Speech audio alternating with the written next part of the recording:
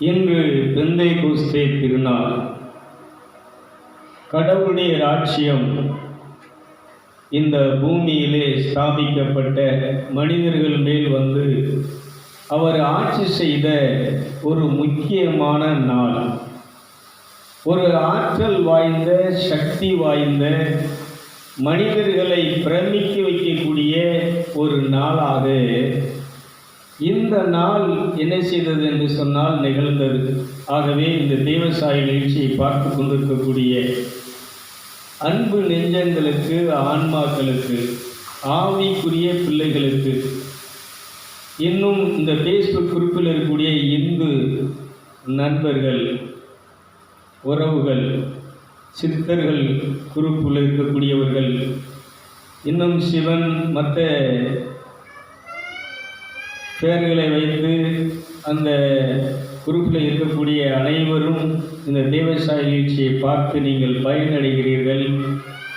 உங்கள் யாவரையும் என்ன செய்கிறேன் என்று சொன்னால், எல்லா மதத்திற்கும் மதத்தவர்களுக்கும் இன்னைக்கு தாயாக இருக்கிற ஒருவர் தான் யார் என்று சொன்னால் நம்முடைய பரிசுத்த ஆவியானவர். கரங்களை தட்டி எல்லாரும் வரவேற்போம். நல்ல கரங்களை தட்டி. ஆகவே அன்பானவர்களே, இந்த பெந்தைகோஸ்தே திருநாள் என்பது அப்போஸ்தலர் பணி 2ஆம் அதிகாரம்.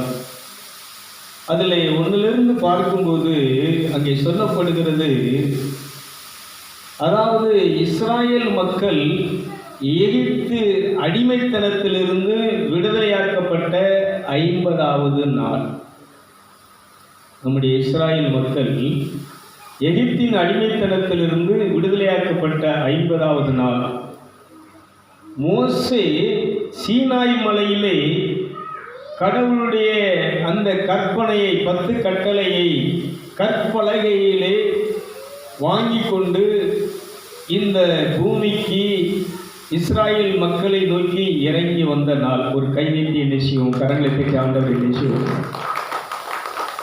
இந்த நாளை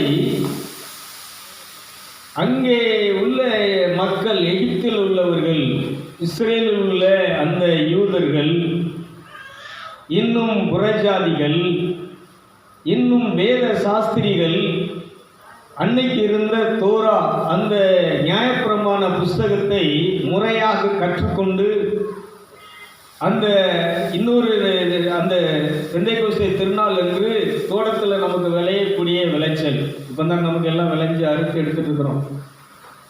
விவசாயிகள் இருக்குல்ல, இப்போ தான் எல்லோரும் நினைஞ்சு நெல் அறுத்து, உளுந்து அறுத்து, பாசி பேரை அறுத்து, வேறு என்னெல்லாம் அறுத்து எடுத்துகிட்டு இருக்கிறோம். அவ்வளோதானா? அறுவடையின் திருநாள். அதனால தன் தோட்டத்தில் விளைஞ்ச தானியங்களை, ஆடு குட்டி போட்டுச்சுன்னா அந்த முதல் குட்டியாக இருந்தால், மாடு முதல் குட்டி போட்டுச்சுன்னா அந்த முதல் குட்டியாக இருந்தால், கர்ப்பிணியாக இருக்கக்கூடிய முதல் பிள்ளையை பெற்றெடுத்த அந்த பிள்ளையை கொண்டு வந்து என்ன செய்வாங்கன்னு சொன்னால், இன்னைக்கு இந்த பெந்தைகோஸ்தே திருநாள் என்று கோயிலில் வந்து காணிக்கையாக ஒப்பு கொடுத்து உலகமெங்கும் இருக்கக்கூடிய எல்லா மனிதர்களும் என்ன செய்வாங்கன்னா, அந்த யூத இனத்தை சேர்ந்தவர்கள், மற்ற புத இனத்தை சேர்ந்தவர்கள், மற்ற இந்த வேத சாஸ்திரிகள், வேதங்களை கற்று அந்த அதன்படி கை கொண்டு வாழ்கிறவர்கள் அனைவரும் கூடி கொண்டாடுகின்ற ஒரு திருநாள் தான் பெந்தைகோஸ்தே திருநாள். இந்த திருநாள் அன்று ஒரு மிகப்பெரிய மிரக்கல் நடக்கிறது. இன்னைக்கு திருநாள் நடக்குன்னு சொன்னால், திருநாள் நடக்கும்போது உலகத்திலிருந்து எல்லா மக்களும் வந்திருந்தாங்க. அவங்க மேலெல்லாம் இந்த பரிசுத்த ஆவியின் பொழிதல், இந்த நெருப்பின் ஞானஸ்நான நிகழ்ச்சியிலலாம் இறங்கி வரல.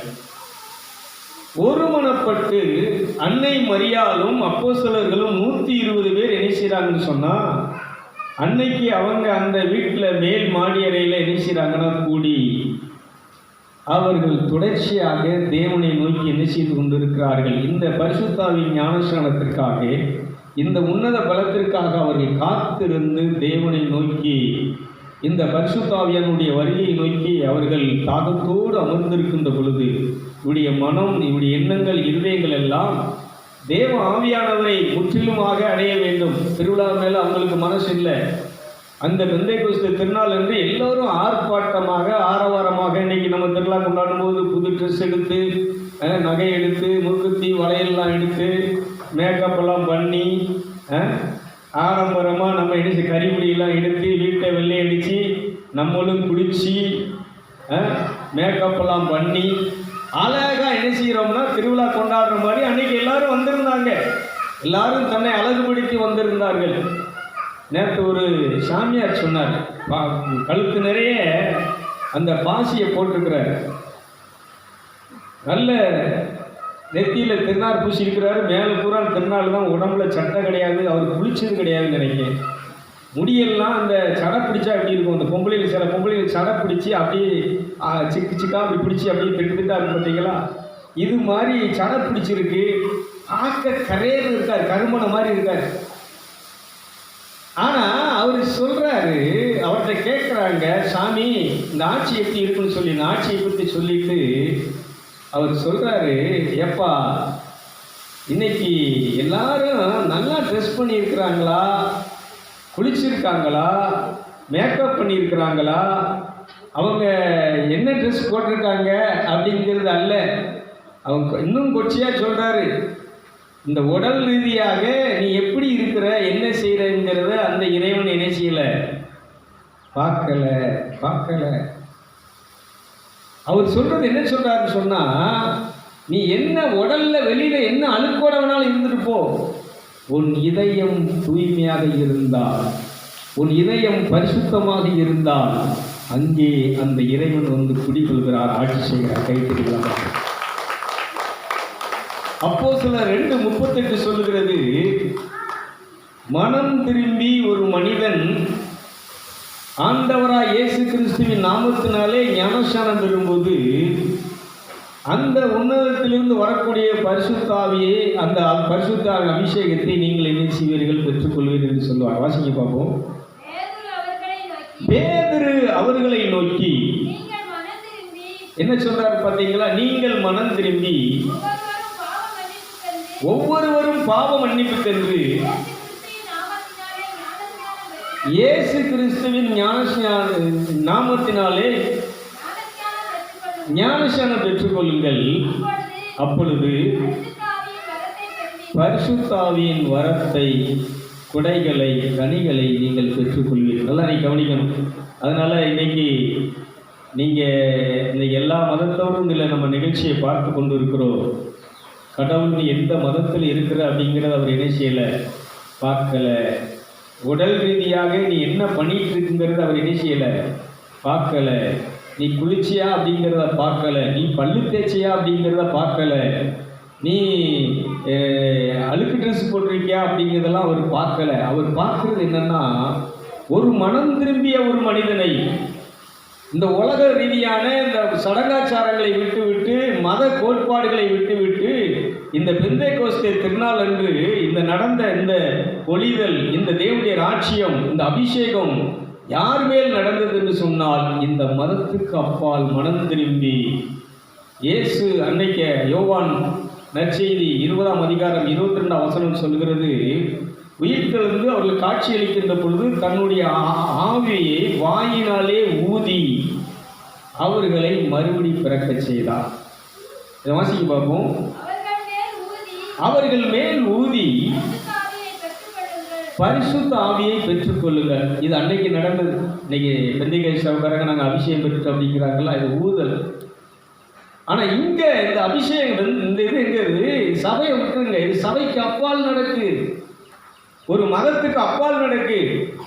இங்கே இந்து மதமா, கிறிஸ்தவ மதமா, இஸ்லாமிய மதமா அப்படிங்கிறது இல்லை. அன்னைக்கு யூதர்கள், அன்னைக்கு இந்த மதங்கள்லாம் கிடையாது. அன்னைக்கு இந்த யூதர்கள் என்ன செய்கிறார்கள், யூத இனத்தாரும் வேத சாஸ்திரிகளும் அந்த பரிசேயர்களும் சதுசேயர்களும் அங்கே இருந்த எல்லா விதமான குடிமக்களும் என்ன செய்கிறாங்கன்னு சொன்னால், இந்த விழாவுக்கு வருகிறார்கள். காணிக்கை செலுத்துகிறவங்க காணிக்கை செலுத்த வர்றாங்க. அன்னைக்கு ஆட்டுக்குட்டியை காணிக்கையாக எடுத்துகிட்டு வராங்க, மாட்டுக்குட்டியை காணிக்கை எடுத்துகிட்டு வராங்க, சிலர் பிள்ளைகளை காணிக்கையாக எடுத்துகிட்டு வராங்க. இப்படி ஒவ்வொருத்தரும் என்ன விளைஞ்சதில் அரிசி நெல்லை எண்ணிச்சிட்டு, கோதுமை எண்ணிச்சிட்டு வராங்க, காணிக்கையாக எடுத்துகிட்டு வராங்க, பழங்களை காணிக்கையாக எடுத்துகிட்டு வராங்க. எல்லாரும் என்ன செய்கிறாங்கன்னா, காணிக்கைகளோடு இதெல்லாம் கடவுள் பார்க்கல. இந்த ஆட்டுக்குட்டியை காணிக்கை கொண்டு வருவதெல்லாம் அவர் பார்க்கல. மாடு குட்டி நீ காணிக்கையா கொண்டு வரதெல்லாம் பார்க்கல. கோதுமையை நீ வண்டியில் ஏற்றி கொண்டாந்து காணிக்கையா நீ கொண்டு வரதெல்லாம் பார்க்கல. நீ இந்த நியாயப்பிரமாண புஸ்தகங்களை இது பண்ணுறதெல்லாம் அவர் இணைச்சியெல்லாம் பார்க்கல. இந்த பரிசேயருடைய கூட்டத்தெல்லாம் அவர் இணைச்சியெல்லாம் பார்க்கல. இந்த சதிசேயருடைய கூட்டத்தெல்லாம் அவர் இணைச்சியெல்லாம் பார்க்கல. மனம் திரும்பி மறுபுறப்படைந்து அவருடைய வருகைக்காக அபிஷேகத்திற்காக தாகத்தோடு காத்திருந்த இந்த அன்னை மரியாள் மீதும் 120 அந்த அப்போஸ்தலர்கள் மீதும் சீடர்கள் மீது இணைக்கிறார் சொன்னால் கடவுள் இறங்கி வருகிறார். கடவுளுடைய ராட்சியம் இறங்கி வந்தது. கைத்தறிகளை மட்டும் நல்ல கடமை நல்ல கைத்தறி. இது மதத்துக்கு அப்பால் நடக்கிறதையா? ஆன்மீகம் என்பது, ஆவிக்குரிய வாழ்க்கை என்பது மதம் சார்ந்தது அல்ல. இன்னைக்கு சட்டசபையிலே இன்னைக்கு இந்த பிரச்சனை சண்டை நடந்துட்டு இருக்கு. எதிர்கட்சி தலைவர் என்ன செஞ்சுட்டு இருக்கிறாங்கன்னா, இன்னைக்கு அவருடைய போட்டாவை இது பண்ணி செருப்பை கலட்டி அடித்து விளக்கமாத்தால் அடித்து அவங்க படத்தை பூரா என்ன செஞ்சுட்டு இருக்கிறாங்கன்னா தீக்குளிச்சிட்டு இருக்கிறாங்க. காரணம் என்னவென்று சொன்னால், இன்னைக்கு இந்த மத ரீதியான சம்பாஷணைகளை தேவையில்லாமல் பேசுகிறபடினா. ஆகவே மனிதன் இந்த அபிஷேகத்தை பெறவில்லை என்று சொன்னால், இந்த ஞானத்தின் ஆவியை பெறவில்லை என்று சொன்னால், இந்த பெந்தேகோஸ்தே நாளன்று அன்னைக்கு அந்த 120 அப்போஸ்தலர்களும் பேசிய பொழுது ஆவியானவர் அக்கினிமயமாக அவருடைய நாட்களை இறங்கி ஆவியினாலே ஏவப்பட்டு அவர்கள் பேசத் தொடங்கினார்கள். பரலோக பாசைகளை பேசினார்கள், தூதர் பாசைகளை பேசினார்கள். ஆவியிலே ஏவப்பட்டு இந்த வேத வசனங்களை பேசும்போது அங்கே 3000 பேர் மனம் திரும்பி இந்த மார்க்கத்தோடு இந்த கூட்டத்தோடு சேர்த்துக் கொள்ளப்பட்டார்கள். கைது. ஆகவே தேவனுடைய ராட்சியம் என்பது புசிப்பும் குடிப்பும் அல்ல. ரோமையர் 14வது அதிகாரம் 17ஆம் வசனம் சொல்லுகிறது. ரோமையர்கள் திருமுகத்தில் 14வது அதிகாரம் 17ஆம் வசனம் சொல்லுகிறது. வாசிங்க பார்ப்போம். அதுல சொல்லுவா, தேவனுடைய ராட்சியம் புசிப்பும் குடிப்பும் அல்ல, அது நீதியும் சமாதானமும். என்னது?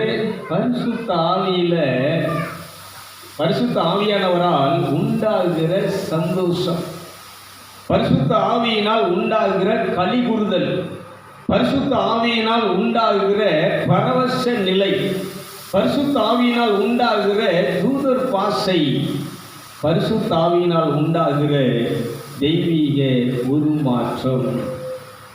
இந்த விண்ணகத்துக்குரிய மேனியை இந்த பரிசுத்த ஆவி அங்கே கொடுக்கின்ற பொழுது ஒவ்வொரு மனுஷனும் என்ன செய்கிறான்னு சொன்னால், அங்கே இன்னைக்கு பேதுரு என்ன செய்கிறார்னா ஆவியிலே நிறைந்து என்ன செய்கிறார், அங்கே பேச தொடங்குகிறார். அவர் என்ன பேசினார் அப்படிங்கிறத அதே அப்போஸ்தலர் பண்ணி 2ஆம் அதிகாரத்தில் நீங்கள் 36 வாசிங்க பார்ப்போம். அப்போஸ்தலர் 2:36 வாசிங்க. ஆகையினால் நீங்கள் சிலுவையிலே அறைந்த, நல்லா கவனிச்சுக்கணும். இதை இன்னைக்கு பேச விட்டுட்டாங்க, இதை நாம் இன்னைக்கு பேச தவறிட்டோம். இந்த நாம பேசுகிற வார்த்தை என்பது விதை. இந்த விதையை நீ விதைச்சுன்னு சொன்னா அது கண்டிப்பா முளைக்கும். இந்த விதையை விதைச்சுன்னு சொன்னா கண்டிப்பா அது பலன் தரும். அதனால அவர் அங்க பேசுற வார்த்தையை கவனிக்க பார்ப்போம். வாசிமா. இந்த இயேசுவை தேவன் ஆண்டவரும் கிறிஸ்துவும் ஆக்கினார் என்று இஸ்ரவேல் குடும்பத்தார் யாவரும் நிச்சயமாக நீங்கள் அறிய கடவீர்கள். இதை அவர்கள் கேட்ட பொழுது இருதயத்திலே குத்துப்பட்டவர்களாகி பேதுருவையும் மற்ற அப்போஸ்தலர்களையும் பார்த்து, சகோதரரே, நாங்கள் என்ன செய்ய வேண்டும் என்றார்கள். பேதுரு அவர்களை நோக்கி, நீங்கள் மனம் திரும்பி ஒவ்வொருவரும் பாவ மன்னிப்புக்கென்று இயேசு கிறிஸ்துவின் நாமத்தினாலே ஞானஸ்நானத்தை பெற்றுக் கொள்ளுங்களா. அப்பொழுது நீங்கள் பரிசுத்தாவின் வரத்தை பெற்றுக் கொள்வீர்களா. வாக்குத்தத்தமானது உங்களுக்கும் உங்கள் பிள்ளைகளுக்கும் நம்முடைய தேவனாகிய கர்த்தர் வரும் வரைக்கும், 2வது வருகை வரும் வரைக்கும் வரவழைக்கும்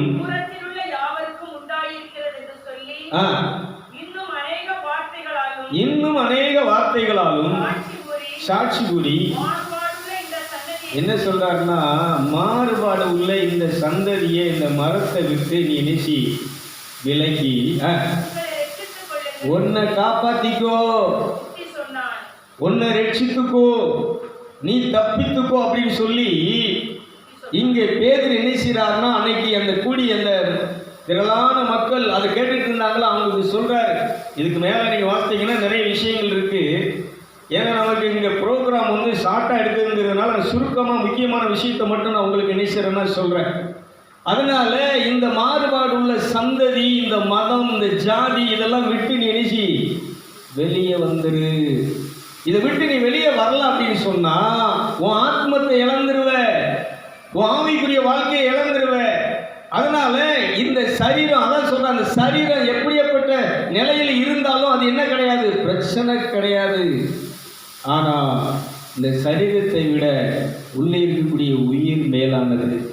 உடலை விட உயிரும், உயிரை விட உடலும் உயர்ந்தவைகள் அல்ல.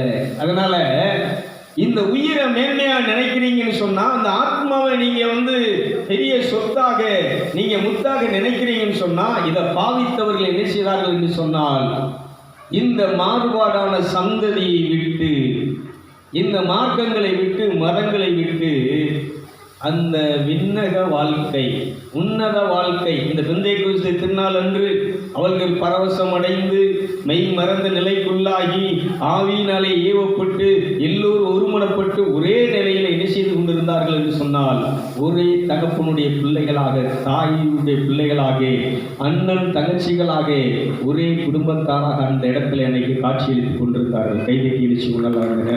அந்த நாளைக்கு எழுச்சி உணர்கிற வரவேற்போம். நல்ல கைதட்டி கரங்களை கட்டி.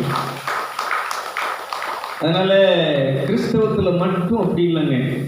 ராமாயணத்தில் நீங்கள் பார்த்தீங்கன்னா ஸ்ரீராமர் என்ன செய்வார் அப்படின்னா, வனவாசத்துக்கு தன்னுடைய சித்தி சதிவேலை பண்ணி என்ன செஞ்சிருவானா, அன்னைக்கு அவருக்கு பதவியேற்பு விழா, அவர் ராஜாவாக என்ன செய்யணும்னா அந்த நாட்டை ஆளுவதற்கு அவருக்கு அபிஷேகம் பண்ணக்கூடிய நாள் அன்னைக்கு சதி பண்ணி என்ன செய்கிறான்னு சொன்னால் இவங்களை வனவாசத்துக்கு அனுப்புகிறார். அப்போ ராஜா என்ன செய்கிறாருன்னா 2 வரத்தை அவளுக்கு தர்றதா வாக்குறுதி கொடுத்துருந்தாரு கைகேயிக்கு. அவள் என்ன பண்ணான்னா அன்னைக்கு கேட்குறா, நீ 2 வரம் எனக்கு தாரனே, அதை எனக்கு வந்தான். அது என்ன வரம்? ஒன்று, இந்த ஸ்ரீராமர் என்ன செய்யணும்னு சொன்னால் 14 வருஷம் வனவாசம் என்ன செய்யணும் போகணும். இன்னொன்று, அவங்க என்ன செய்யணும் அப்படின்னு சொன்னால் ராஜாவாக என்ன செய்ய, மகன் என்ன செய்யணும், பரதன் என்ன செய்யணும், அரசனாக என்ன செய்யணும், அரியணையில் முடிசூட்டப்படும். இதை இவனால் மீற முடியலை. அதனால ராஜா என்ன செஞ்சிட்டார்னா, இங்கே ஸ்ரீராமருக்கு வனவாசத்தை 14 வருஷம் வனவாசத்தை அவர் என்ன செஞ்சிட்டார், அறிவிச்சிட்டார். அதனால அவரும் மன மகிழ்ச்சியோடு சந்தோஷமாக என்ன செய்கிறாருன்னா போகிறார். அதெல்லாம் நீ கவனிக்கணும். இந்த மாறுபாடு உள்ள சந்ததியை விட்டு நீ விலகி உன் ஆத்மாவை, உன் உயிரை, ஜீவனை நீ என்ன செஞ்சுக்கோ, காத்துக்கொள். கைதிட்டுக்களை பார்ப்போம். ராஜா தன்னுடைய மகன் இந்த ஸ்ரீராமர் மேல உயிரே வச்சிருந்தாருங்க. அதனாலதான் பைபிள் சொல்கிறது, மனிதனை நம்புகிறவன் சபிக்கப்பட்டவன். மனுஷனை நம்புறவன் குடும்பம் தான், தாய் பிள்ளை தான், புருஷன் பொண்டாட்டி தான், மாமன் மருமகன் மாமியா தான், உறவுகள் தான், ஜாதி தான், மதம் தான். ஆனா எவன் எப்போ மாறுவான்னு என்ன செய்யாது சொல்லுங்க. பைபிள் சொல்லுகிறது, மனிதரை நம்புகிறவன் சபிக்கப்பட்டவன். அதனால சூழ்நிலை வரும்போது, சந்தர்ப்பம் வரும்போது என்ன செய்யறாரு சொன்னா, ராஜாவாக அபிஷேகம் பண்ணி நாட்டை ஆளுகிற அரசனாக பார்க்க வேண்டிய தகப்பன் இன்னைக்கு என்ன செய்யறாரு சொன்னா, மகனை என்ன செய்யறாரு, 14 வருஷம் நீ எங்க போகணும்பா வனவாசத்துக்கு.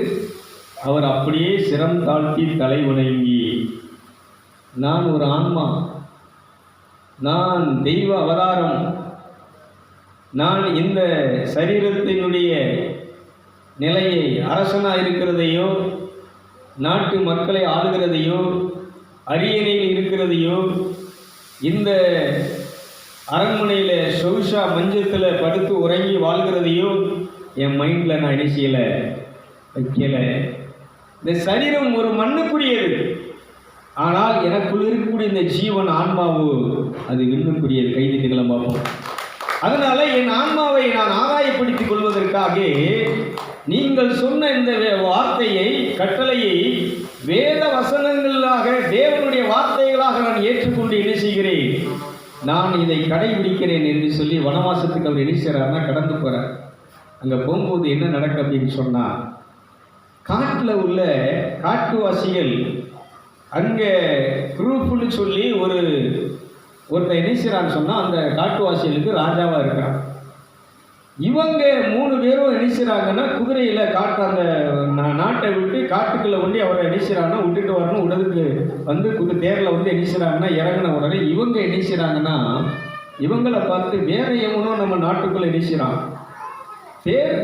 ஒரு ராஜாவுடைய தேர் வருதை என்னன்னு சொல்லி இவங்களை தாக்கணும் அப்படின்னு வரும்போது பார்த்தா இவர் ஒரு ராஜ பிரபு மாதிரி இருக்க, அந்த ராணியை பார்த்தா தெய்வீக ஒரு மகாராணி மாதிரி இருக்க, இவங்க யாரா இருக்குன்னு சொல்லி ஆச்சரியத்தோடு பார்க்கும்போது அப்ப ஸ்ரீராமர் சொல்றார், நான் இப்படி ராஜாவுடைய மகன் ஸ்ரீராமர், என்னுடைய மனைவி சீதா தேவின்னு சொன்ன உடனே அந்த காட்டினுடைய ராஜா என்ன சொன்னால் தலை வணங்கி பாதம் தொட்டு நான் உங்களை என்ன செய்கிறேன், வணங்கி வரவேற்கிறேன். அப்போ ஸ்ரீராமர் என்ன சொல்கிறாருன்னா, நீ எனக்கு கூட பிறந்த சகோதரன் உறவினன் ஆவாய். கைதிட்டுக்கலாம் பார்ப்போம். நல்ல கரெக்ட். ஏன் இந்த சம்பவத்தை எடுத்து சொல்கிறேன்னு சொன்னால், இவர் குலம் வேறு, இவருடைய தன்மை வேறு. ராஜா இந்த மனித குலத்தினுடைய தன்மையை, மாம்சத்தினுடைய தன்மையை அங்கே பேசாது, இந்த தெய்வீக தன்மை நினைக்கிறாரு சொன்னா, அந்த காட்டில் உள்ள காட்டுவாசிகளுக்கு ராஜாவா இருக்கக்கூடிய அந்த ராஜனை தன்னுடைய நண்பனாக, உடன் பிறந்த சகோதரனாக ஏற்றுக்கொள்ளும் போது அந்த நாட்டில் உள்ள அந்த ராஜாவும் நாட்டினுடைய குடிமக்களும் இந்த ஸ்ரீராமரை தன்னுடைய நண்பனாக, அண்ணனாக ஏற்றுக்கொண்டு ராணி நினைக்கிறாங்கன்னா தன்னுடைய தாயாக ஏற்றுக்கொண்டார். அப்பொழுது அவர் சொல்லுகிறார், நீ தவறாக பேசுகிறாய், அவள் உனக்கு ஒரு அந்நியாக என்று சொல். அப்போ அந்த ராஜா சொல்றா, இல்லை, அவங்க தாய்க்கு சமமானவர்கள், அவங்களை நாங்கள் தாயாக நினைச்சுகிறோம். ஒரு தாய் பிள்ளை என்கிற உறவு தான் இந்த மனுஷனாக பிறந்திருக்கிற எல்லா மனுஷனுடைய உறவும். இன்னொன்று பார்த்தீங்கன்னா, வானரங்களுக்கு, குரங்குகளுக்கு, அந்த சேனைகளுக்கு தளபதியாக இருக்கக்கூடிய சுக்ரீவன், இவரை என்ன செய்கிறார்னா தன்னுடைய உயிர் நண்பனாக, சகோதரனாக என்ன செய்கிறார், அவர் ஏற்றுக்கொள்கிறார். கைதிட்டு செய்கிறார். நான் ஏன் சொல்கிறேன்னா, ஒரு ஆன்மீகவாதிக்கு, ஒரு ஆவிக்குரியவனுக்கு, ஒரு பாஸ்டருக்கு, இல்லை இந்த நாட்டை ஆளக்கூடிய முதலமைச்சர்களுக்கு, அமைச்சர்களுக்கு இந்த புத்தி வரணும். உனக்கு ஜாதியும் கிடையாது, மதமும் ரெண்டும் கிடையாது. அதனால இந்த ராமாயணம் என்ன சொல்லுகிறது என்று சொன்னால், ஜாதியை கடந்து, மதத்தை கடந்து எந்த ஒரு மனிதன் வாழ்கிறானோ அவனே ஒரு ஆத்மீகவாதி, அவனே ஆத்மீக சக்தி, இறை அருள் ஆற்றல் நிறைந்தவன். கைதிக்க விஷயங்கள் நல்ல கரங்கள் கட்டி. அதனால இன்னைக்கு இந்த உலக ரீதியான மதம் சொன்ன பெந்தைக்கோஸ்தே திருநாள் அன்று எல்லா மக்களும் மதத்தவர்கள் அங்கு என்ன செய்கிறார்கள், மொழியினர்கள் அங்கு என்ன செய்கிறார்கள், கூடியிருக்கிறார்கள். அன்னைக்கு அந்த பெந்தைக்கோஸ்தே திருநாள் கொண்டாடிய அந்த கூட்டத்தின் மீது, மக்கள் மீது இந்த பரிசுத்த ஆவியானவர் இறங்கி வரவில்லை, இந்த இறையரசு வரவில்லை.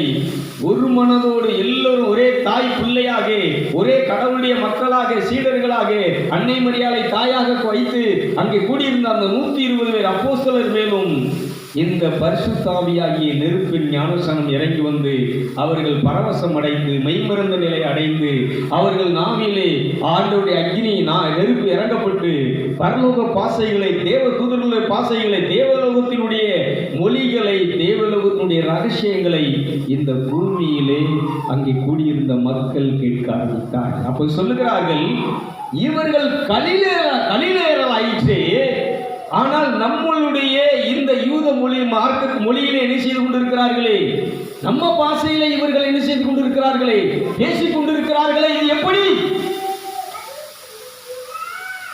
திகைத்து போய் நின்றார்கள், உதட்டிலே கை வைத்துக் கொண்டு நின்றார்கள். இந்த கலிலேயர்களுக்கு எப்படி இந்த பாஷை தெரிந்தது?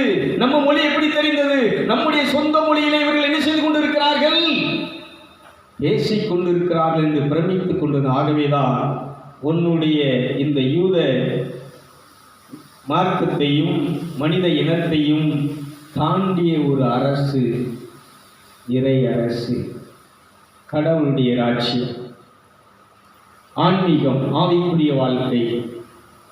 அன்னைக்கு இந்த பெந்தேகோஸ்தே திருநாள் என்று மதத்தை கடந்தவர் என்பதையும், மதத்துக்கு அப்பாற்பட்டவர் என்கிறையும், மதத்துக்கு அப்பாற்பட்ட ஒரு நிலையிலே எந்த ஒரு மனிதன் இறைவனுக்கு முன்பாக வந்து நிற்கிறானோ அவனை பார்த்து தான் பைபிள் சொல்கிறது, மனம் திரும்பியவர்கள், மறுபிறப்பு அடைந்தவர்கள், புது மனிதனாக தன் தேவனுடைய அந்த இயேசு கிறிஸ்துடைய மாசற்ற விளையாடப்பட்ட இரத்தத்தினாலே கழுவப்பட்டு மறுரூபமாக்கப்பட்டு அந்த தெய்வீக தன்மையை, சாயலை, பாவனை அடைந்த தேவ மனிதர்கள் இந்த 120 பேருக்கு ஒரு கைதைக்கு நம்ம நினைச்சுவோமே, அவங்களுக்கு நினைச்சு நன்றியை தெரிவித்துள்ளோம்.